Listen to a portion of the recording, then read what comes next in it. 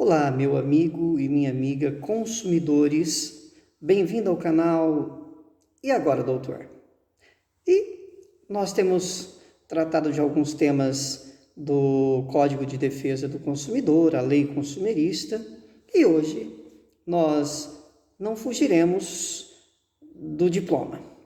E é necessário lembrar que o Código de Defesa do Consumidor é a lei de proteção e contenção do abuso que possa o produtor, fabricante de um produto ou prestador de serviço cometer contra o consumidor. Não é? Nesse sentido foi que o legislador originário, portanto o Constituinte de 88, mandou que o legislador ordinário, ou seja, o infraconstitucional, viesse a criar uma lei consumerista.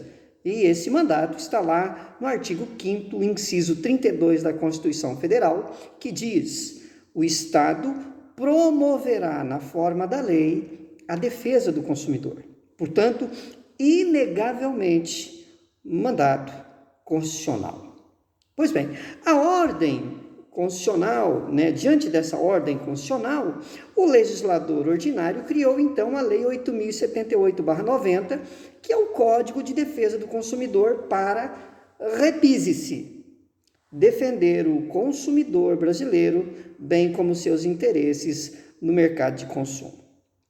E, de antemão, duas palavras dentro desse sistema protetivo, dessa rede protetiva, precisa ficar muito clara na nossa consciência, não é? Ou muito claras na nossa consciência. A primeira delas, não é? Está inscrita no artigo 4º, caput e inciso 1º da Lei Consumerista, que diz exatamente o seguinte: a Política Nacional das Relações de Consumo tem por objetivo o atendimento das necessidades dos consumidores, o respeito à sua dignidade, saúde e segurança, a proteção dos seus interesses econômicos, a melhoria da sua qualidade de vida, bem como a transparência e a harmonia das relações de consumo, atendidos os seguintes princípios. Inciso 1º, o reconhecimento da vulnerabilidade do consumidor no mercado de consumo. Portanto, a primeira palavra que nós devemos guardar é a vulnerabilidade. Todo consumidor é vulnerável. A segunda palavra nós encontramos no artigo 6º, caput, do diploma consumerista, inciso 8º, quando nós lemos artigo 6º, são direitos básicos do consumidor a facilitação da defesa dos seus direitos, inclusive com a inversão do ônus da prova a seu favor no processo civil, quando, a critério do juiz, for verossímil a alegação ou quando ele for hipossuficiente segundo as regras ordinárias de experiência. Portanto, perceba que a palavra que nós devemos guardar, a segunda palavra, é a hipossuficiência. Agora, é a hipossuficiência e a vulnerabilidade a mesma coisa? Quando nós falamos em hipossuficiência e em vulnerabilidade, nós estamos falando, dizendo a mesma palavra? Estamos tratando da mesma qualidade? Vulnerabilidade e hipossuficiência, embora sejam duas qualidades jurídicas que revelam certa afinidade ou proximidade, uma vez que ambas servem para fundamentar a proteção especial conferida pela nossa legislação ao consumidor, no entanto, meus queridos consumidores, elas não podem ser confundidas. O consumidor, ele é vulnerável por presunção constitucional absoluta. Conforme o artigo 5º, inciso 55 da Constituição Federal, essa vulnerabilidade classifica-se de maneira econômica, jurídica e técnica. Ela é técnica porque o fornecedor detém as informações dos produtos e dos serviços que ele coloca no mercado, e também ele estabelece as condições da sua comercialização. Portanto, técnica. A vulnerabilidade é econômica porque o fornecedor quase sempre detém o poderio econômico muito superior àquele dos seus consumidores.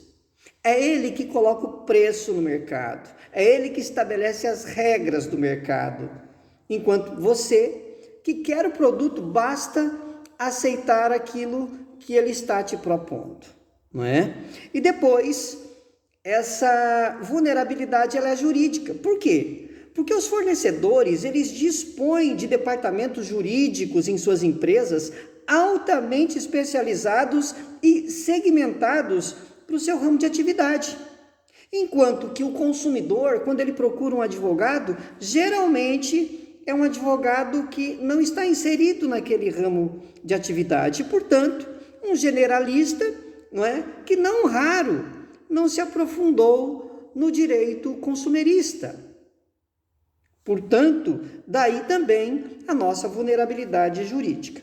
Assim sendo, percebam que a vulnerabilidade é qualidade intrínseca, ingênita, peculiar, imanente do consumidor, pelo que ela independe de categoria ou condições financeiras do indivíduo, quer se trate de consumidor pessoa jurídica ou de pessoa física. Portanto, perceba bem que a vulnerabilidade ela é uma presunção constitucional absoluta. Ela é reconhecida em lei, não é? É uma qualidade do consumidor, ou seja, a sua vulnerabilidade o coloca, então, dessa forma, frente a frente com os produtores de bens de capitais e prestadores de serviço. O coloca numa condição de igualdade processual. Eles vão para a mesa da justiça em condição de equilíbrio para discutir a sua causa, graças à vulnerabilidade que é reconhecida lá no artigo 4º, inciso 1º do Código de Defesa do Consumidor. Então, anote-se, vulnerabilidade do consumidor não precisa ser provada. O consumidor já é presumido absolutamente reconhecido como vulnerável conforme artigo 4º, inciso 1º do Código de Defesa do Consumidor. Agora, e a hipossuficiência, doutor? Já a hipossuficiência do consumidor, ela não pode ser presumida, não é? Pelo contrário, ela precisa ser verificada caso a caso, notadamente diante da insuficiência de meios para que seja efetivada ou efetivamente realizada a defesa dos seus interesses em juízo. Então perceba que eu não sou hipossuficiente simplesmente porque a lei me declara hipossuficiente. Eu preciso provar essa hipossuficiência de acordo, então, com o artigo 6º, principalmente lá no inciso 8º, não é? Do Código de Defesa do Consumidor. O que ele diz? Que a facilitação é direito básico do consumidor, a facilitação da defesa dos seus direitos, inclusive com inversão do ônus da prova a seu favor no processo civil, quando a critério do juiz, veja que é caso a caso. A hipossuficiência, você pode ser hipossuficiente e não pode ser hipossuficiente. Veja bem, de repente você compra um produto e você tem todas as provas na sua mão, não é? De uma maneira muito natural, para provar que aquele produto, de repente, tinha um defeito. Eu tenho prova, eu sou perito naquilo. Vamos supor que eu sou um dono de uma autorizada, não é? Quando você compra um produto e ele dá defeito, você leva para uma autorizada. Mas vamos supor que esse seja o dono da autorizada. Ele é técnico. Ele vai precisar que o juiz inverta o ônus da prova, não é? Para provar que que o defeito estava no produto? Não. Ele consegue provar. Agora imagine você, não é, que comprou o produto com defeito. Você não conhece tecnicamente o produto. De que forma que você vai provar essas questões? Ou então perceba uma outra situação sua, não é? Perceba que você contratou pela internet, por telefone, o contrato nunca chegou na sua mão, você não tem as bases do contrato. Quem tem é a empresa que te forneceu o produto. De que forma que você vai provar o que está naquele contrato se você não tem uma cópia sequer? Portanto, nesse caso, é necessário que o juiz inverta o ônus da prova e aí diz, então é a empresa que tem que provar que o que eu estou alegando é mentira, que o que eu estou trazendo para o processo não é verdade. Então perceba que a proteção do Código de Defesa do Consumidor, ela está baseada primeiro no princípio da vulnerabilidade. Eu sou vulnerável, né, diante do meu prestador de serviço, do meu fabricante de produto, do meu produtor do produto. Eu sou vulnerável. Esse é o primeiro princípio basilar do Código de Defesa do Consumidor. E depois, eu posso ser hipossuficiente, dadas as peculiaridades da causa e dada a discricionariedade do juiz de entender, não é? Que eu preciso da inversão do ônus da prova, é uma questão processual.